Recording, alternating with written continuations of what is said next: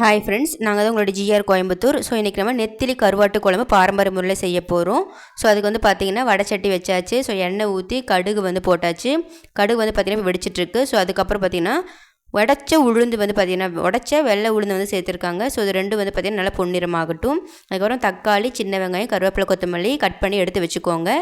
ஒரு பக்கம் வந்து பார்த்திங்கன்னா கசடு இல்லாமல் சுத்தமாக புளியை கரைச்சி வச்சுக்கோங்க. இப்போ வந்து பார்த்திங்கன்னா நெத்திலி கருவாடை க்ளீன் பண்ணி கழுவியாச்சு. அதை வந்து பார்த்திங்கன்னா அடுத்து அந்த கடுகும் உளுத்தம் பருப்பும் வெடித்ததுக்கப்புறமா அது கூட வந்து சேர்த்தணும். சேர்த்துட்டு நல்லா எண்ணெயிலே வந்து பார்த்திங்கன்னா நல்லா வந்து என்ன பண்ணால் நீங்கள் வறுக்கணும். ஸோ எந்த அளவுக்கு நீங்கள் எண்ணெயில் வந்து கருவாடை வறுக்கிறீங்களோ அந்த அளவுக்கு ஸ்மெல்லும் போடும், டேஸ்ட்டும் நல்லாயிருக்கும். ஸோ புளி தண்ணி வந்து பார்த்திங்கன்னா கொஞ்சம் கூட வந்து கசடு இல்லாமல் நல்லா கரைச்சி எடுத்து வச்சுக்கோங்க. அதுக்கப்புறம் மஞ்சள் வந்து சேர்த்திக்கோங்க. மஞ்சள் சேர்த்திட்டு மஞ்சள் வந்து பார்த்திங்கன்னா கருவாட்டில் எல்லா பக்கமும் வந்து அப்ளை ஆகிற மாதிரி நல்லா வந்து திருப்பி விட்டு நீங்கள் என்ன பண்ணணும், வணக்கிக்கணும். ஸோ முடிஞ்ச வரைக்கும் எந்த அளவுக்கு உங்களால் வணக்க முடியுமோ அந்த அளவுக்கு நீங்கள் வணக்கிக்கோங்க, சரிங்களா. நெக்ஸ்ட் வந்து பார்த்திங்கன்னா சின்ன வெங்காயம் அதிகமாக சேர்த்திக்கோங்க. அப்புறம் கருவேப்பிலை, கொத்தமல்லி, தக்காளி. ஸோ இது எல்லாத்தையும் ஒன்றா போட்டுட்டு இப்போ இது எல்லாமே வந்து பார்த்திங்கன்னா கருவாடு கூட மிக்ஸ் பண்ணி அந்த எண்ணெயில் சேர்த்து நல்லா வந்து பார்த்திங்கன்னா தாளித்து எடுக்கணும். ஸோ நல்லா திருப்பி விட்டு தாளிங்க. ஸோ வந்து எந்த அளவுக்கு நீங்கள் எண்ணெயில் வந்து தாளிக்கிறீங்களோ அந்த அளவுக்கு தான் வந்து பார்த்திங்கன்னா இந்த கருவாட்டு குழம்பு எல்லாமே வந்து பார்த்திங்கன்னா டேஸ்ட்டாக இருக்கும். ஸோ எண்ணெய் வந்து பார்த்திங்கன்னா அதிகமாக சேர்த்தனாலும் சரி சேர்த்தனாலும் சரி நீங்கள் வந்து நல்லா வறுத்து எடுத்துக்கோங்க. மூடி போட்டு மூடி வச்சுக்கோங்க. இப்போ கொஞ்சம் நேரத்துக்கு அப்புறமா பார்த்திங்கன்னா பாருங்கள் இப்போ எந்த அளவுக்கு வந்து வெந்திருக்குன்னு உங்களுக்கு நல்லா தெரியுது.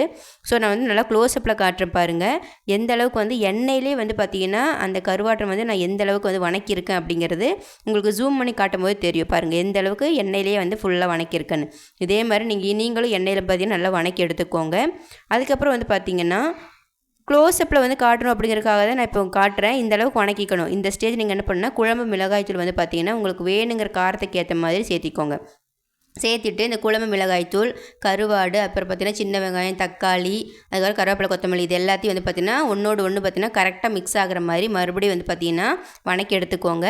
அதுக்கப்புறமா நம்ம கசடு இல்லாமல் கரைச்சி வச்சுருக்கோம் இல்லையா புளி, அதை வந்து பார்த்திங்கன்னா வடிகட்டி ஊற்றும் போது நீங்கள் என்ன பண்ணால் வடிகட்டியை நீங்கள் அதை வந்து கசடு இல்லாமல் எடுத்துக்கோங்க. என்ன தான் நம்ம கரைச்சி எடுத்தாலுமே கசடு இருக்கும். ஸோ வந்து கசடு இல்லாமல் அந்த தண்ணியை மட்டும் வடிகட்டி நல்லா எடுத்துக்கோங்க.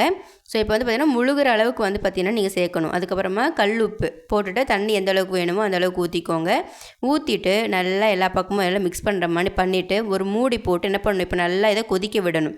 ஸோ இப்போ வந்து பார்த்திங்க நல்லா கலக்கி விட்டுட்டேன். இப்போ வந்து மூடி போட்டு வந்து மூடியாச்சு. ஸோ கொஞ்சம் நேரம் வந்து பார்த்திங்கன்னா வேகட்டும். ஸோ ஃப்ரெண்ட்ஸ் இப்போ கொஞ்சம் நேரம் வெந்துருச்சு. இப்போ பாருங்கள் எந்த அளவுக்கு நம்ம தண்ணி ஊற்றணும், இப்போ எந்த அளவுக்கு சுண்டி இருக்குன்னு. இன்னும் சுண்டணும். ஸோ எந்த அளவுக்கு சுண்ட வைக்கிறீங்களோ அந்த அளவுக்கு கருவாடு குழம்பு டேஸ்ட்டாக இருக்கும். ஸோ கொஞ்சம் நேரம் வேகட்டும். இப்போ பாருங்கள் இந்த அளவுக்கு வர மாதிரி நீங்கள் இந்த கருவாட்டு தொக்கை வந்து நீங்கள் ரெடி பண்ணணும். ஸோ இப்போ க்ளோஸ்அப்பில் காட்டுற பாருங்கள் பாரம்பரிய முறையில் செஞ்சுருக்கோம். எந்த அளவுக்கு இந்த குழம்பு மிளகாயத்தில் போட்டிருக்கோன்னு சூப்பராக இருக்கும். இதே மெத்தடில் செஞ்சு பாருங்கள். நம்ம நாளைக்கு மீட் பண்ணலாம். தேங்க்யூ.